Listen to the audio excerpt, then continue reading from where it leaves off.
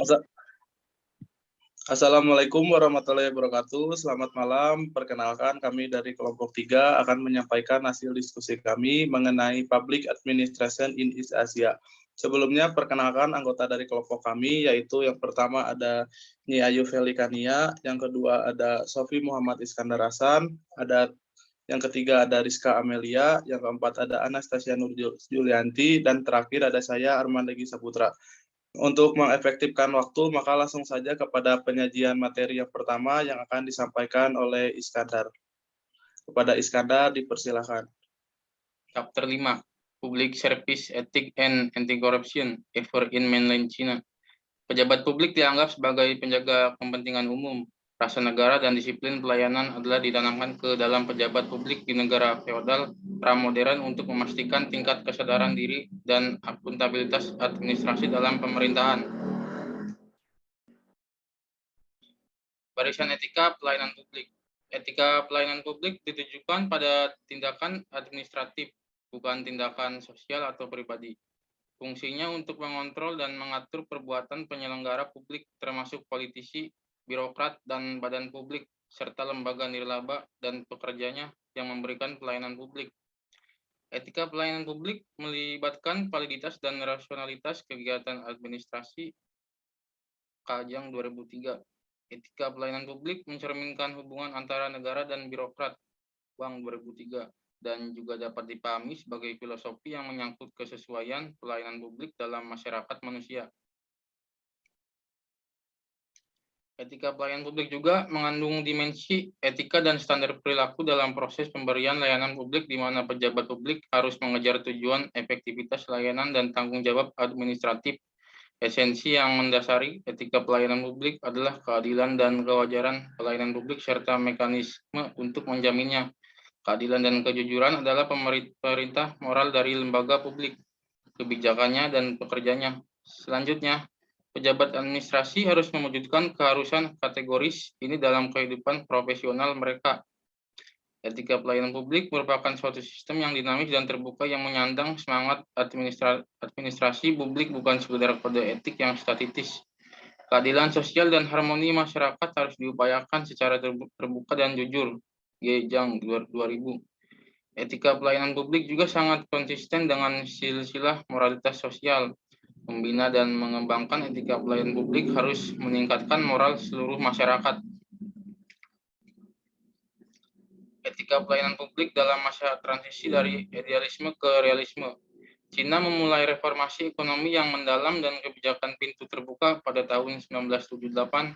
Cina menerapkan sistem kepemilikan publik, ekonomi, rencana, dan distribusi mendapatkan egaliter dalam masyarakat, di mana pemerintah mengalokasikan sumber daya ekonomi melalui proses perencanaan dan perusahaan tidak berperan dalam proses tersebut.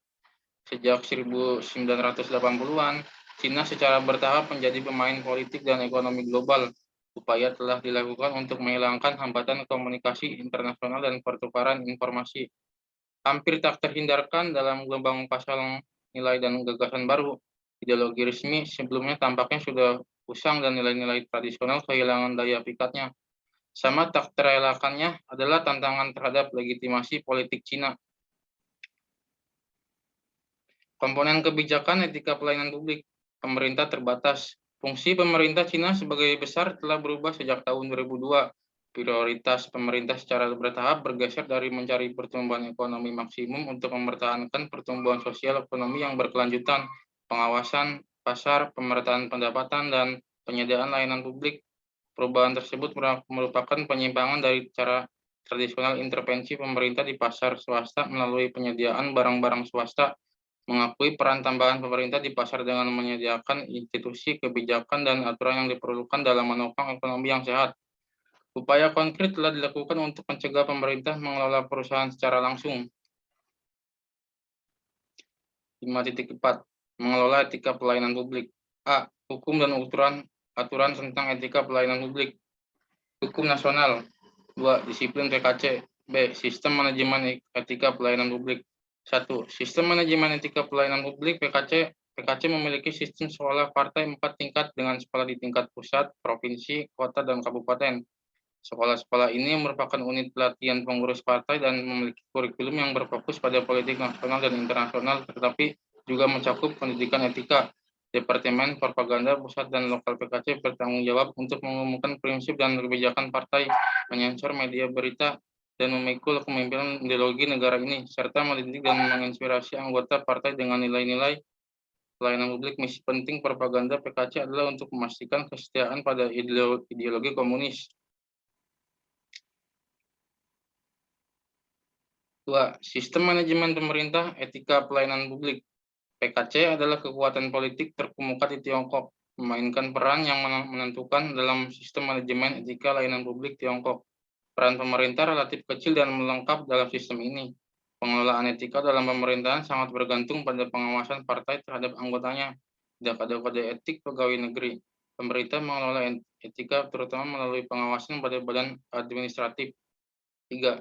Sistem manajemen etika pelayanan publik lainnya. Pengawasan atas administrasi juga dapat datang dari organisasi masyarakat sipil, kuasi atau non-pemerintah, seperti Serikat Pekerja, Liga Pemuda Komudis, Federasi Wanita, Asosiasi Bisnis, dan Yayasan Nirlaba, melalui mengeluarkan pendapat tentang kebijakan administratif dan mengkritik tindakan administratif.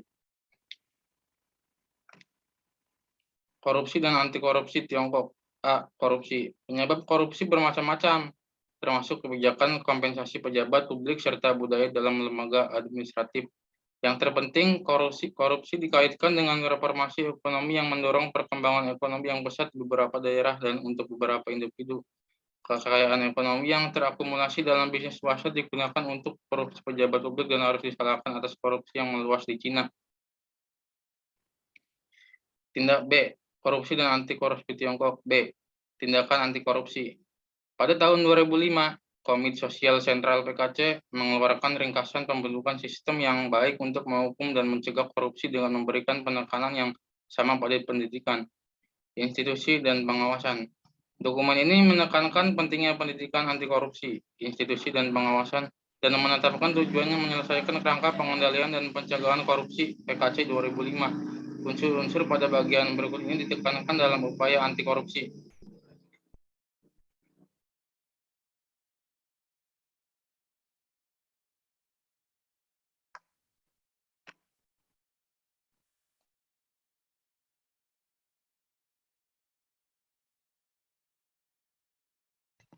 Baik, untuk materi selanjutnya akan disampaikan oleh Anastasia.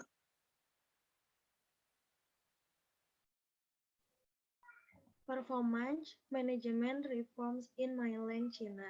Pemantauan pengendalian dan pengelolaan kinerja telah lama menjadi bagian dari praktik administrasi publik di China, terkait dengan kinerja yang sangat luas, yaitu pemerintah pusat juga pemerintah daerah yang kadang-kadang letaknya sangat jauh dari pusat pemerintahan. Manajemen kinerja sebagai sistematik dan terintegrasi upaya untuk meningkatkan kinerja organisasi. Akibatnya, terlihat bagi berbagai upaya reformasi yang melibatkan reorganisasi dan desentralisasi, layanan sipil, reformasi keuangan dana anggaran, sistem pelaksanaan baru, dan pemantauan kinerja. Memang manajemen kinerja sebagai istilah diimpor dan relatif baru di Tiongkok.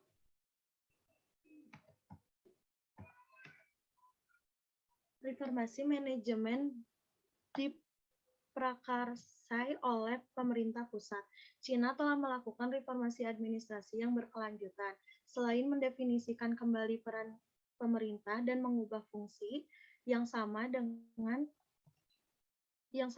memutar kembali batas-batas negara, upaya luar biasa telah dilakukan untuk mereformasi aparatur administrasi bertujuan untuk membangun sistem administrasi yang efisien, terkoordinasi, dan standar. Ukuran utama reformasi pengukuran kinerja dimulai dari pusat dan dilakukan di bawah sistem terpusat meliputi reorganisasi lembaga publik, sipil, reformasi pelayanan, reformasi anggaran, reformasi pemeriksaan, administrasi, dan sistem persetujuan, dan berbagai bentuk reformasi pemberian layanan publik. Ukuran utama reformasi pengukuran kinerja dimulai di pusat dan dilakukan di bawah sistem terpusat meliputi reorganisasi instansi pemerintah, reformasi sistem kepegawaian, manajemen keuangan dan reformasi anggaran, reformasi ujian tata usaha negara dan sistem, persetujuan, reformasi penyediaan layanan publik. Reformasi manajemen kinerja dimulai di tingkat subnasional. Strategi baru manajemen kinerja dalam Cina sedang dalam tahap implementasi dengan berbasis uji coba. Dengan tidak adanya peraturan dan pedomannya seragam dari pemerintah pusat, dapat dikatakan bahwa sebagian besar pemerintah di tingkat daerah telah mempraktikkan manajemen kinerja dalam satu atau lain hal, tetapi masing-masing melakukan hal-hal dengan caranya sendiri. Sistem tanggung jawab objektif, privatisasi dan mekanisme berbasis pasar dalam pemberian layanan publik, rasionalisasi prosedur administrasi, peningkatan kinerja melalui partisipasi publik. Prospek dan orientasi masa depan.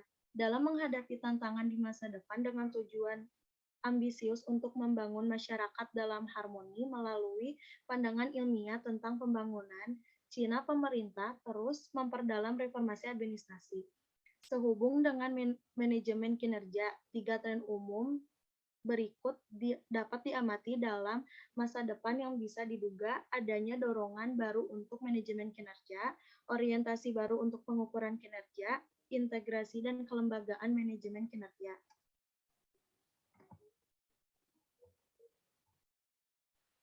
Untuk materi selanjutnya akan disampaikan oleh Rizka. Chapter 7 yaitu Civil Service Reform in Mainland China. China memiliki sejarah panjang dalam pelayanan sipil dan warisannya meninggalkan negara dengan beberapa tantangan penting yang berkaitan dengan seleksi, promosi, korupsi, dan evaluasi kinerja. Bab ini membahas banyak reformasi yang telah dilakukan Tiongkok untuk mengubah sistem kepegawaian Tiongkok dari sistem pengkaderan tradisional menjadi pegawai negeri yang lebih modern.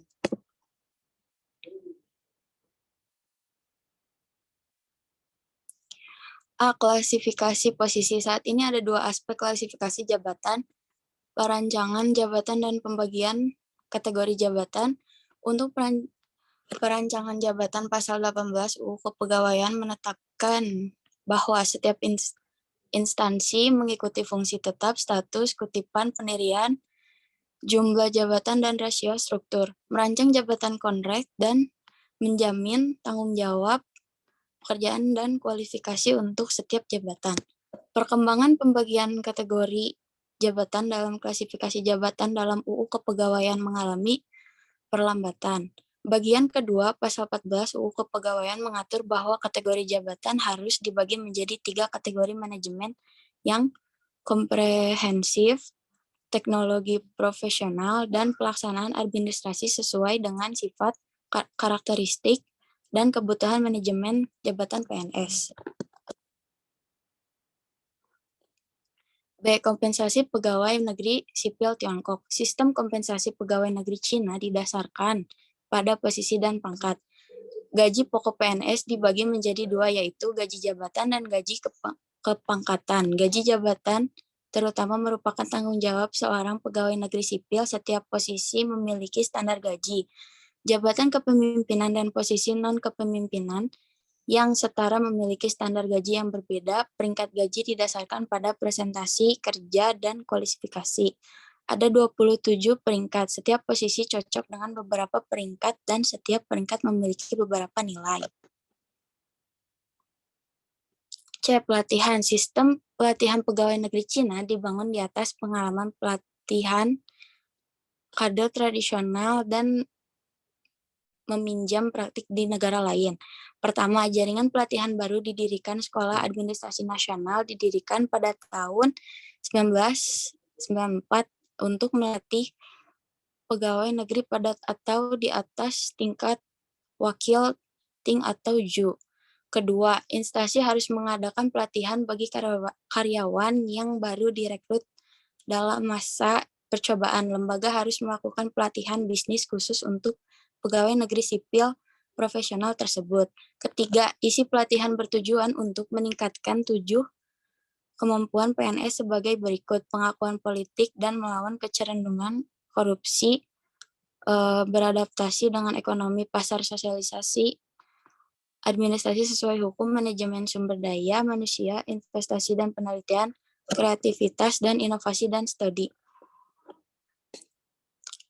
D. Pengukuran dan evaluasi kinerja pegawai negeri sipil. Menurut pasal 5 UU Kepegawaian tahun 2005, pegawai negeri dinilai berdasarkan kebajikan, kemampuan, ketekunan kinerja, dan kebersihan. Fokusnya adalah pada pencapaian pekerjaan. Di antara kualitas-kualitas ini, kebajikan menunjukkan pemikiran politik dan karakter moral, dan kemampuan adalah kemampuan dasar dengan penyesuaian.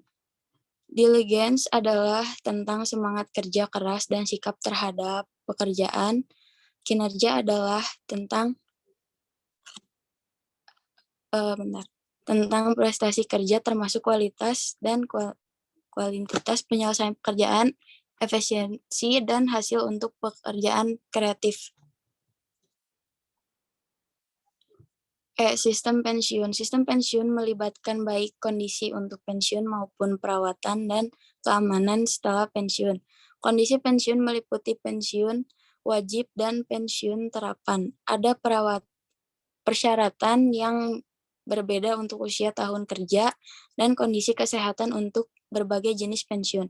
Pensiun wajib menunjukkan bahwa PNS harus meninggalkan pekerjaan karena mencapai usia pensiun wajib untuk kehilangan kapasitas kerja.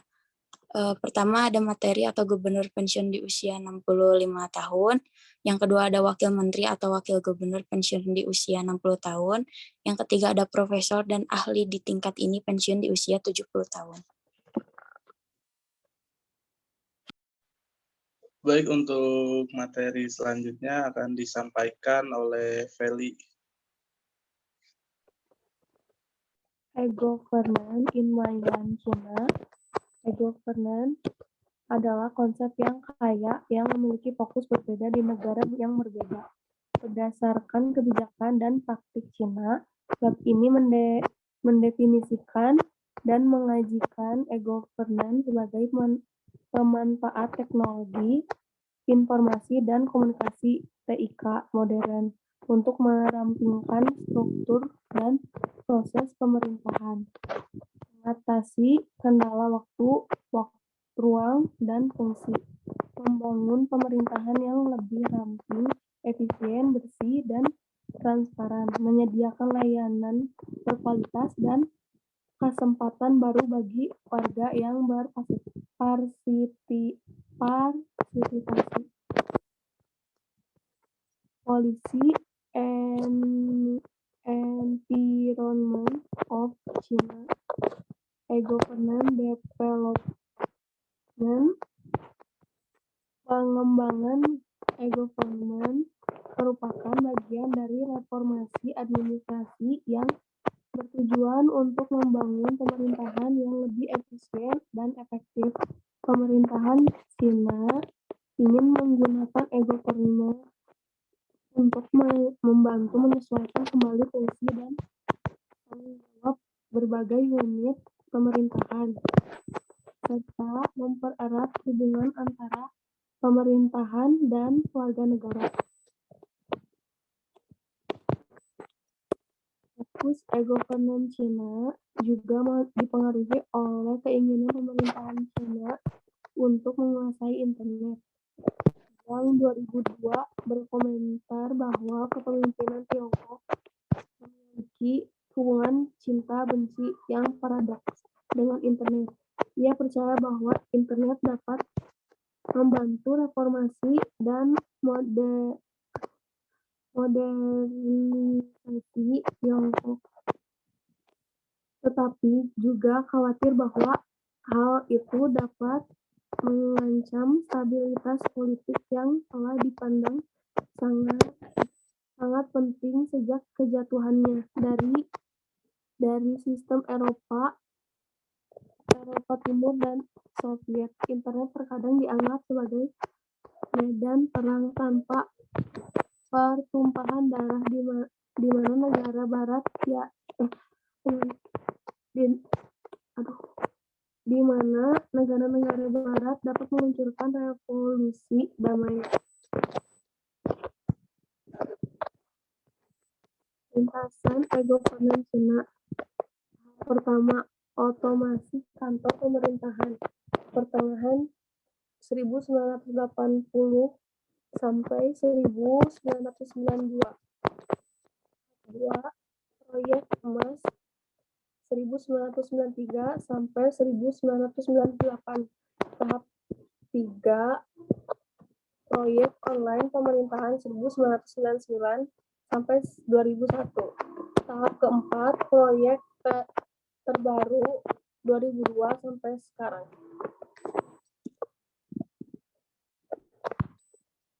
Keseluruhan kinerja e-governance Cina. Inisiatif e-governance Cina telah membuat kemajuan yang signifikan. Menurut Kantor Informasi Dewan Negara 2006, kinerja e-governance Cina meningkat pesat pada tahun 2005 dan kerangka kerja awal untuk e-governance telah muncul. Persentase pemerintahan dengan siklus web telah meningkat secara signifikan. Ada perhatian luas untuk pengembangan saluran partisipasi online. Layanan online telah menjadi topik yang populer. Persetujuan online dan kapasitas layanan telah diperkuat.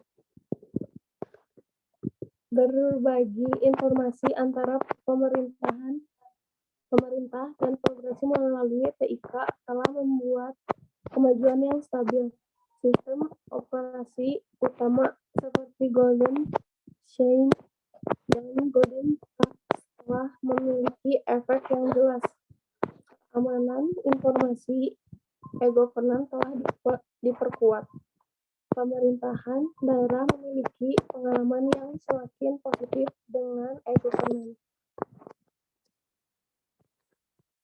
Isu khusus tentang e-governance Cina, pembagian digital, privasi, keamanan. Masa depan e-governance Cina, sasaran informasi dalam 15 tahun ke depan antara lain menyediakan infrastruktur informasi secara nasional, memperkuat kapasitas inovasi dan independen teknologi informasi, mengoptimalkan struktur industri informasi, meningkatkan keamanan informasi, membuat kemajuan yang efektif dan dalam membangun nasional yang lebih berorientasi pada informasi, ekonomi, dan sosial. Establishing the new type of institutional model. Building a national policy and system for the information process. The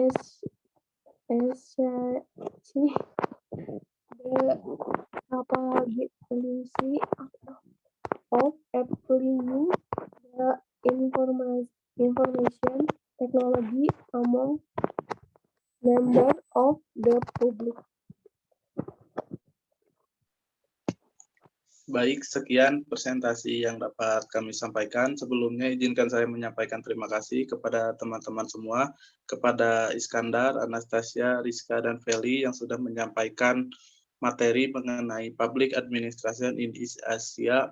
Sebelumnya mohon maaf kepada semuanya bila mana ada kesalahan dalam penyampaian kata, mohon untuk dimaafkan. Sekian yang dapat kami sampaikan. Wabillahi taufiq wal hidayah. Wassalamualaikum warahmatullahi wabarakatuh. Waalaikumsalam warahmatullahi wabarakatuh.